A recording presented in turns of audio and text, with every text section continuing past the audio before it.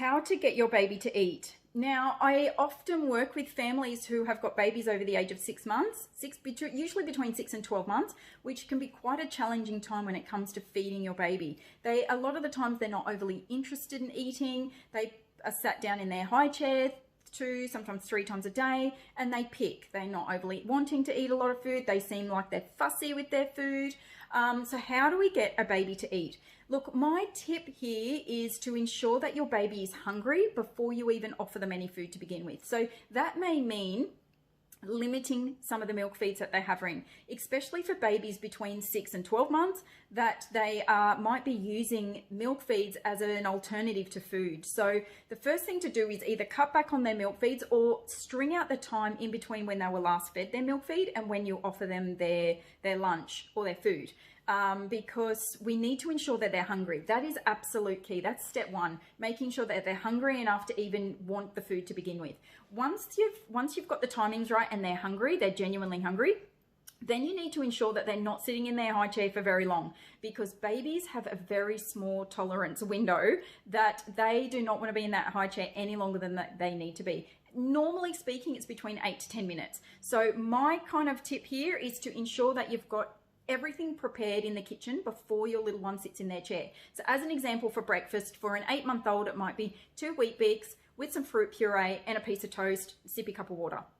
So you want to make sure you've got all that food ready to go in the kitchen before your little one sits in the chair. So as an example, get the Weet-Bix, crush it up, add some water, make sure you're happy with the consistency, make sure you're happy with the temperature, get the toast, toast it, cut it, butter it, get your sippy cup of water, get your spoons out, get all your ducks lined up. When all that's ready and you're happy, then you sit Bub in the chair and go. You have no time. You put the toast in front of them and they can eat and play and pick and throw that while you're in the background with the food. Now, if Bub wants to be Mr. Independent and wants to eat as well, give him his own little spoon, give him his own little plate of whatever it might be, bowl of Weet-Bix, put a little tiny bit of Weet-Bix in there so he can have his own spoon and play and do whatever whilst you're in the background with the bowl of Weet-Bix and you are going, and we don't want it to be a negative experience. That's the most important thing here when it comes to feeding. We want it to be a positive experience, and that's why, 1, they have to be hungry before you sit them down. Otherwise, they're not going to even want to be there to begin with.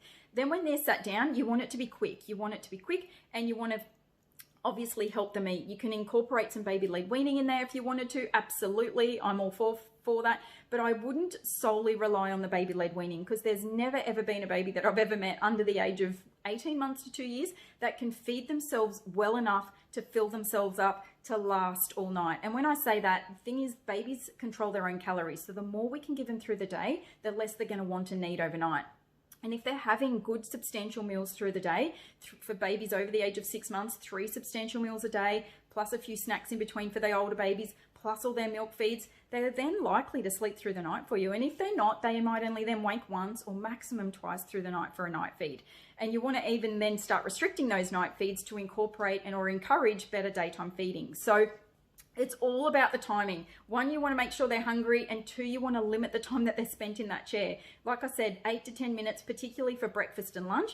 Dinner, if you get the timing right, you want to, you've usually got around 20 to 30 minutes for dinner, and that can also include dessert. So my kind of rule of thumb around dinner is try to incorporate dinner around about 5 p.m. and that's for babies going to bed, waking up at around 6 and going to bed between 6 and 7 p.m. You want to ensure that they're having dinner around 5.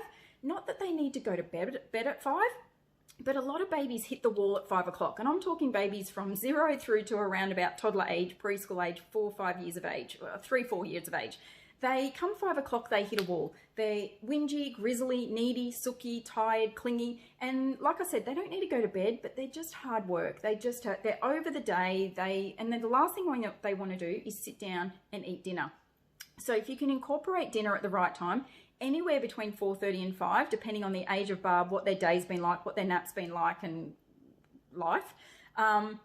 Because that also may help them eat more, finish it, and potentially even want more. It can be the difference between 20 minutes. If you offer them dinner at 10 to 5, they might absolutely smash it, love it, and want more, opposed to 20 past 5, where they have a few mouthfuls, rub their eyes, and want to get out. And that can be the difference between a good night and a bad night. So timing is everything as well, particularly with dinner. And you can, like I said, always with dinner, you can incorporate dessert in that 20-30 minute window if your timings are right.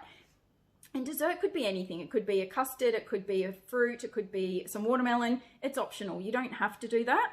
It's just an opportunity to fill your baby up again before they go to bed and have that last milk feed of the night as well. So